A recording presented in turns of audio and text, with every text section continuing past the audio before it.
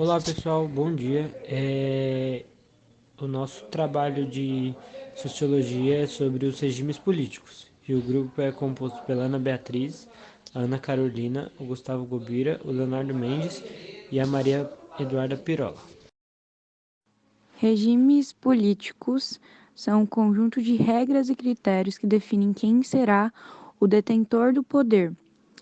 E existem basicamente dois tipos de regimes políticos, os democráticos e os autoritários, e dentre eles, diversas classificações menores. Todas essas categorias representam a diversidade de maneiras que as sociedades do mundo utilizam para governar.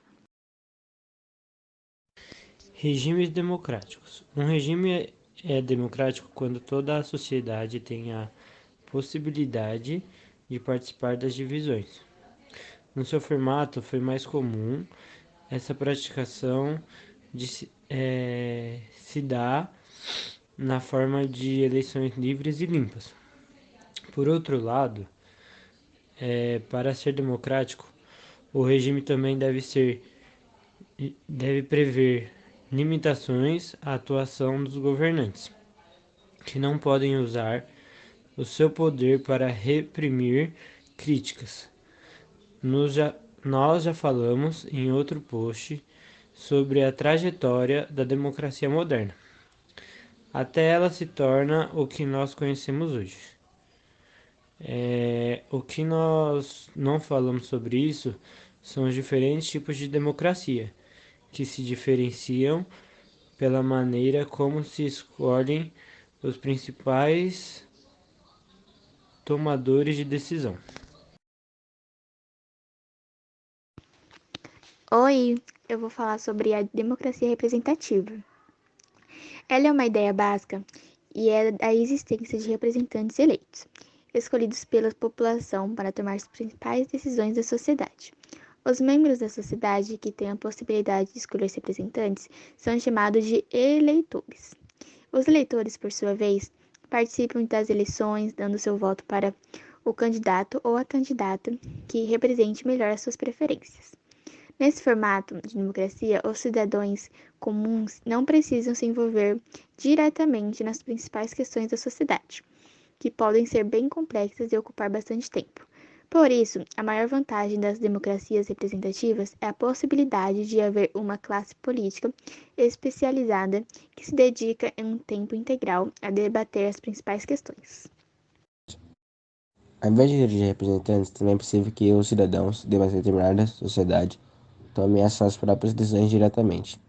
Essa forma de governo é chamada de democracia direta ou deliberativa e consiste nos próprios cidadãos participarem diretamente da política.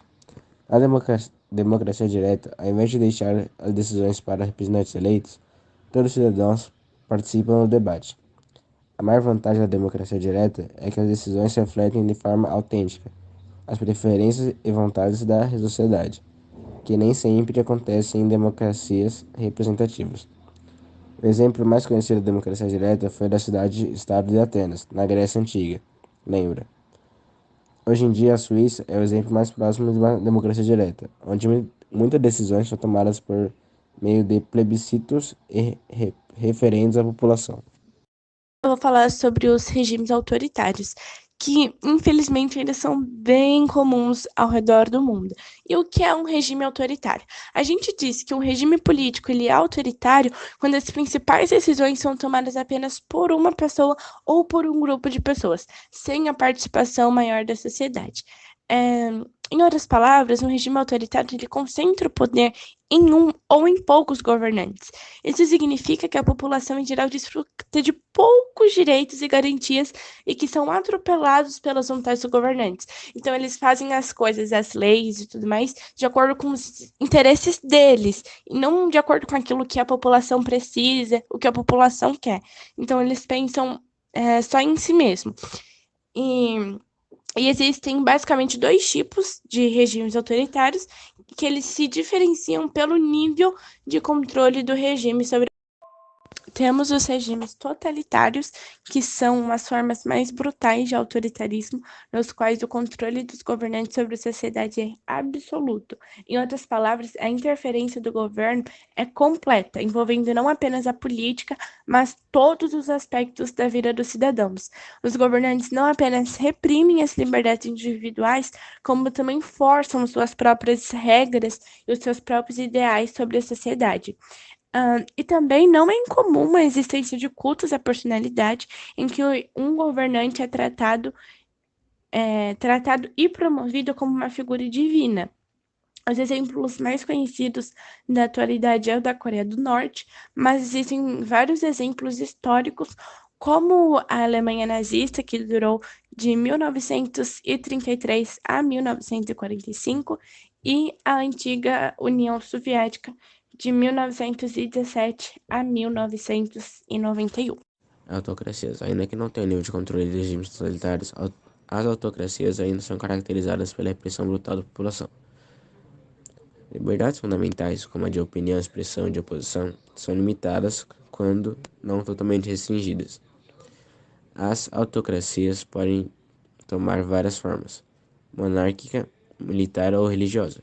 Por exemplo, são sempre caracterizadas pela concentração de poder na mão de um ou mais autocratas ou ditadores.